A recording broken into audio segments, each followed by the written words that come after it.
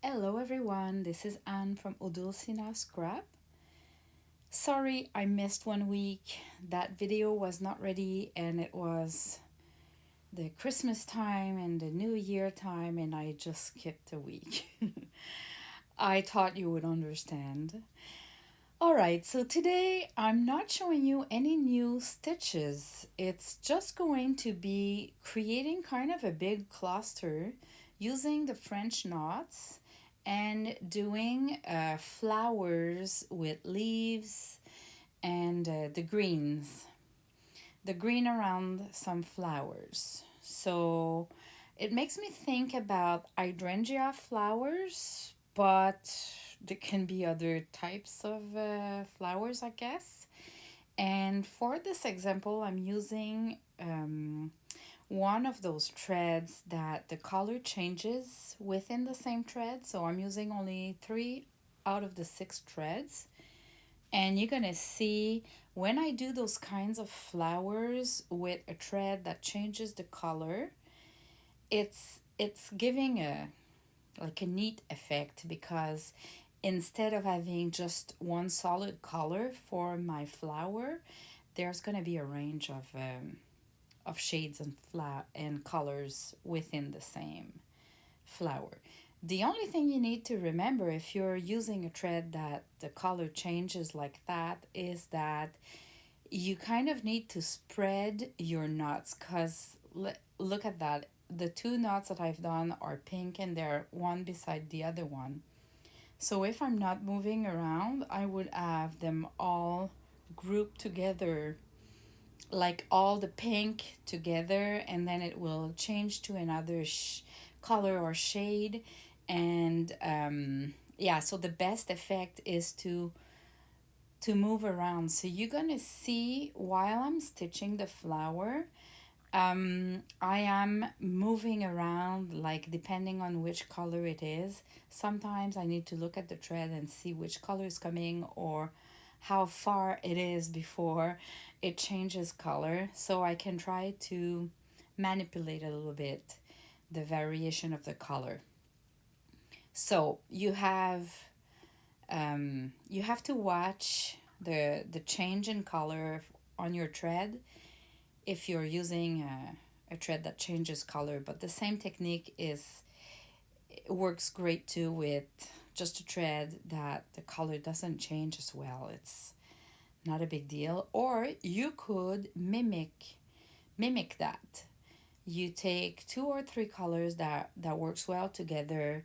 You do a couple of French knots here and there, and then you come back with a different thread and you fill the gaps with different colors to kind of complete it. So this is an idea.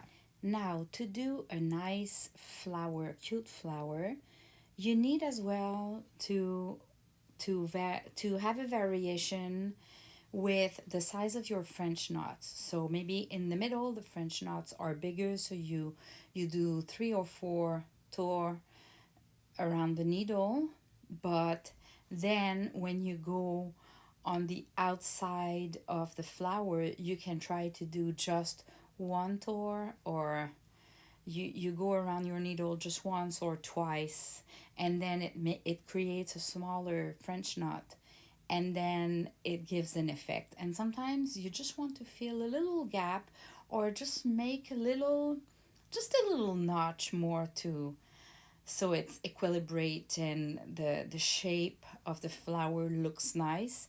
So you really see that at the end of your flower you just go with just one time around the needle for your French knot, and it does some magic. So really there's a variation in the color and there's a variation in the size of the French knot to have the perfect flower there. And you don't want to do a perfect circle, you don't want to do an oval, you just want to have some sort of a shape like a round that has a couple of flowers outside the round, kind of. And that's it. You don't overthink the process. You just go with the flow, and at the end, you add a couple of small French knots here and there, and that should look great. Because don't forget, after that, we're going to add the green and the overall project will look awesome. So I skipped a little bit here because you don't need to watch me doing all of the French knots. You just want to see how it goes in general. And now we're going to do the leaves. I always start with the flowers theme. It gives the whole direction, and it doesn't matter that much if I go more straight or curvy, or if I make it too long or not long enough, because I'm gonna build the the leaves and everything else around the flower based on the flowers theme. So I start with the flowers theme, and I always try to give it a little curve somewhere, usually closer to the flower than closer to the field, I would say, or the the field, the grass. I showed you already how to do the steam. Um, in case you just join and or you don't remember, I'll put the link right in the description below of this video so you can access it quickly if you need to kind of remember how to do the stitch. But yeah, because right now the goal is not to show you again in detail and close up how to do the stitch. Is to the goal of this video is to show you a different flower to build and to create using stitches that you already know, but I understand you might not remember well or you didn't practice enough. So just you can watch me doing the flower right now, but if you really need the tutorial, just go in the description below and I'll have the link of the specific tutorial to do the stem and the little leaves. And so when my stem is done, now I'm gonna do some green leaves at the base of the flower. So it doesn't seem to be just a flower on a stem. You always have some green at the base of the flower. So this is what I'm mimicking, and I'm just doing the petal stitch, just the one that I think I'm gonna do a close-up later in this video. But again, I'm gonna put the link in the description below. But I'm just doing, two stitches close one to each other, and then I decide which length I want, and I do kind of a closure of that loop, the petal loop, with going back inside. So I'm gonna do a couple like that. And again, I'm not overthinking the process. I just go with the flow. I start with one and I add another one and I'll keep going on until I like it. I do a variation in the size of my little leaves. Like some are longer, some are smaller. Some goes to the left, goes to the right, and I'm not doing too much of them, and I make them small just because um, they're not the perfect leaves to create there. We could be really, really fussy and create this perfect stitch. But the goal right now is to play and create a lot of different flowers using basic stitches. Like we don't want to learn 100 stitches. I don't know 100 anyway myself. The goal is to know some basic, and then we can play around and create beautiful flowers and creations without over learning and overthinking like stitches and embroidery stitches and everything. The goal is to be quick and easy to to kind of create, to do embroidery. So far I'm playing with the French knots, doing um, the petals, doing like a stem, like a straight line, and doing like a specific leaf shape. that I showed you in a previous video. So we just learned 4 different techniques so far, but we've created more than that with all those stitches. So that's the goal, and I'll keep going on like that. All right, so I moved to the other flower, and this time, because my thread was at the upper side of the fabric, I just moved to the other flower, and instead of going up to the flower, I'm going down this time. So I'm starting with the little leaves at the base of the flower, and then I'm gonna go with the stem, giving it a little curve, and it's a way for me as well to show you that there's no specific direction. You can just switch around with your fabric, and you go up or down. There's no specific order to follow. What we're gonna do with a little cluster like that, with that size, we can really decorate the cover of a junk journal for sure. We can as well use it for the cover of a needle book.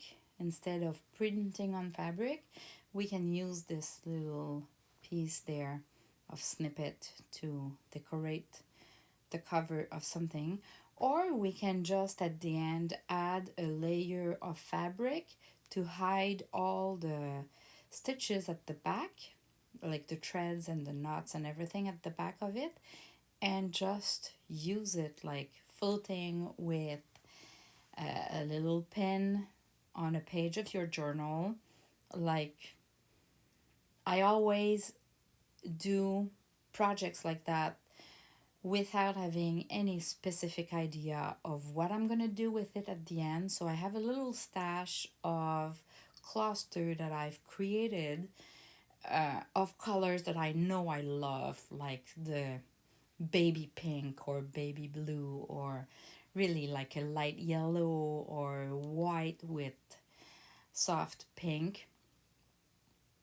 And at some point when I create, I just look at my stash.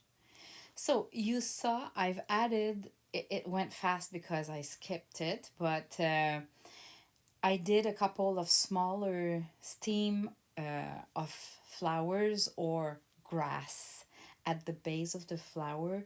It kind of gives it a little dimension. Now, I'm sorry I didn't do a close up for the stitch I'm doing right now, but I'm doing that little leaf at the end of the stem. So I'll again, there's gonna be a link in the description below for the tutorial, the close up, because that technique is a little bit more difficult, I would say. Um, but here you go.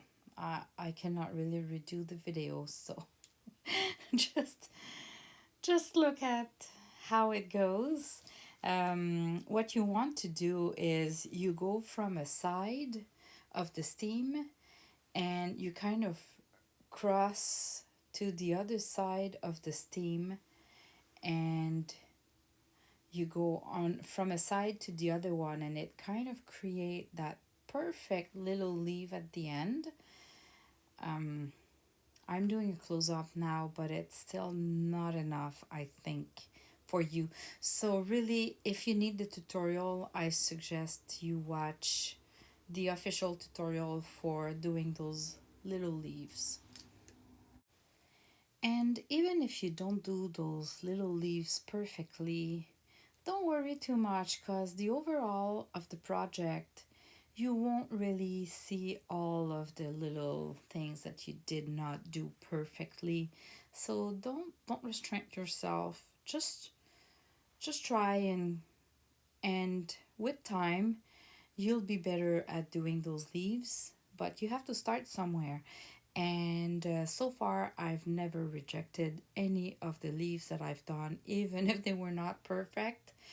Um, because otherwise, we would keep redoing them all the time or scrapping our projects. So This is the hardest part of the whole flower for myself. I wonder if it's the same for you. You can comment below if you want. But for me, my struggle is those leaves. Even if I did 100 of those, I kind of still struggle with them from time to time. So yeah, don't be surprised if it's the same for you, and don't stop the project because of that. Even if it's not perfectly perfect, the overall of the project or the flower will be awesome anyway. I'm gonna quickly add a couple of stems and leaves, and I'll just skip all of that, right? Because you don't need to see me doing all of them.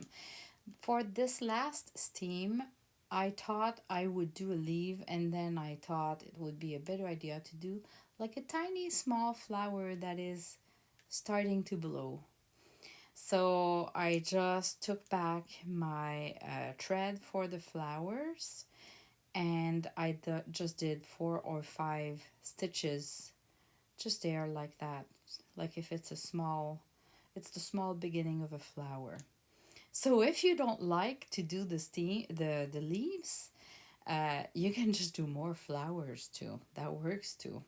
Like let's say you really struggle with the leaves, like you can do little flowers at the end of each instead of leaves, and that would be awesome too, to my own opinion. Here we go with it, a cute flower.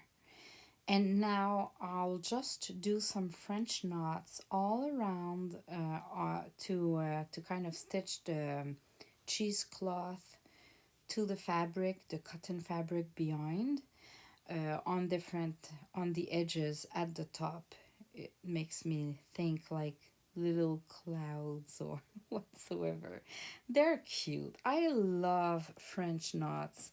They're so easy to do, and it kind of create a design.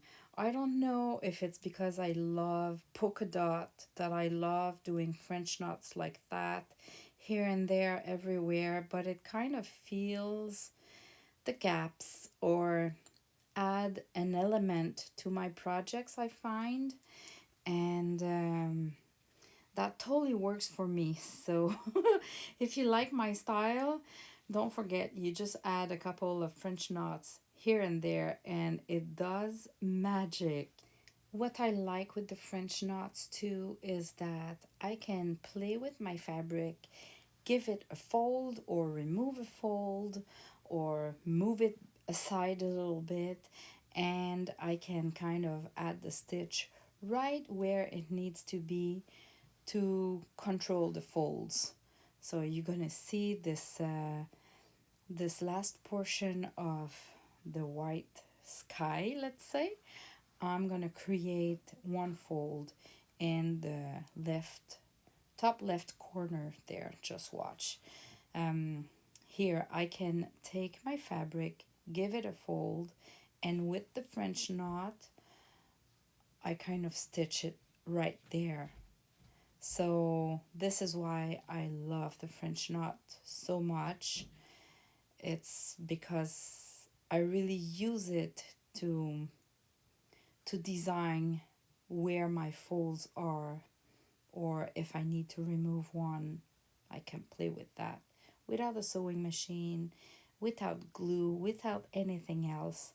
So this whole cluster is all really soft because most of the glue, when it dries, it's hard, right? It gives like hardness. So if you do a project like that it's 100% stitching, it's all soft, and I don't know, I love that. Now I just took a little piece of lace, and I am creating folds, and I'm doing like a slow stitching that is not even straight. I create a fold and I do a stitch to kind of stitch the fold right into place. And I'm using a little lace like that to give some dimension at the base of the grass and the base of the stems of the flowers, just so the flowers do not end in the middle of the fabric. So you could do more than just one piece of lace, but I found for this project just that little piece of lace was sufficient. But you could do like kind of a collage of different laces, and you can stitch them with your sewing machine. That's what I would have done. Technically, I would have put 2 or 3 laces and stitched them with my sewing machine, but I thought, it's a project for embroidery stitching and slow stitching, so I need to stay within my project goal. So I'm doing slow stitching right now, but there's no, like, we barely see the stitches, and if we see them, that's okay. They're all cute, but they just hold. I'm just stitching to hold the folds of the lace. And yeah, I'm sorry about the fabric becoming really light, and then we have the good light or not.